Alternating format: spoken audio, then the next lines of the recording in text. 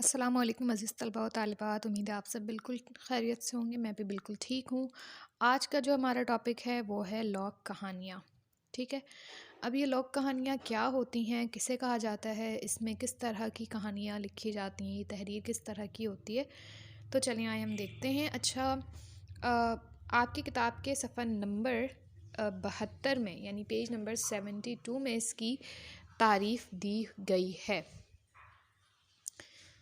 اچھا، اور ایک بات بتاتی چلوں، آپ کی کتاب میں اب تک جتنی بھی ڈیفینیشنز جس چیز کی بھی دی ہوئی ہیں وہ بالکل ٹھیک ہیں، تو آپ کو اس کے لیے بالکل بھی پریشان ہونے کی ضرورت نہیں ہے کہ ہم کہاں سے ڈیفینیشنز کی تیاری کریں، تو آپ اپنی کتاب سے ہی کر سکتے ہیں۔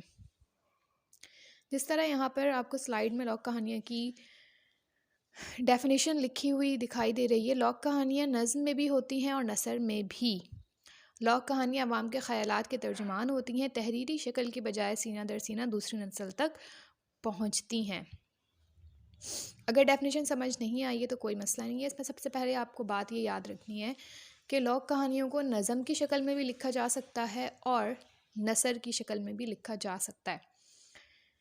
اچھا جی، پھر دوسری بات کیا ہے کہ لوک کہانیاں عوام کے خیالات کے ترجمان ہوتی ہیں، یعنی وہ باتیں جو آپ لوگوں سے سنتے آ رہے تھے، آپ نے کہیں پڑھی نہیں ہے لیکن آپ نے سنی ہے بہت سے لوگوں سے، فلاں کہانی بس آپ نے سنی ہے لیکن اس کو کہیں تحریری شکل میں اس کو مطلب پڑھتے ہوئے آپ نے نہیں دیکھا، کتابی شکل میں اسے کہیں نہیں دیکھا ہو، تو اسے ہم لوک کہانی کہتے ہیں۔ ایسی بہت سی باتیں ہوتی ہیں، ایسی بہت سی کہانیاں ہوتی ہیں جو آپ اپنے بڑوں سے سنتے آتے ہیں کہ ہم اپنے بڑوں سے سنتے آ رہے ہیں لیکن ہم نے اسے کہیں پڑھا نہیں ہے۔ تو دراصل ایسی کہانیاں، ایسی باتیں جو تحریری شکل میں موجود نہ ہوں، جو ایک نسل سے دوسری نسل تک صرف پہنچائی گئی ہوں لفظی طور پر، اسے ہم لوک کہانیاں کہتے ہیں، ٹھیک ہے۔ تو آسان سے اس کی ڈیفینیشن ہے، کوئی مشکل بات اس میں نہیں ہے۔ اگر نہ سمجھ آئی ہو تو دوبارہ آپ مجھ سے پوچھ سکتے ہیں، میں آپ کو بالکل سمجھاؤں گی۔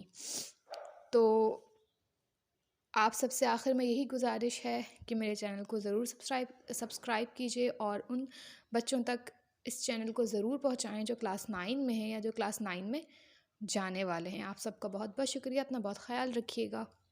اللہ حافظ۔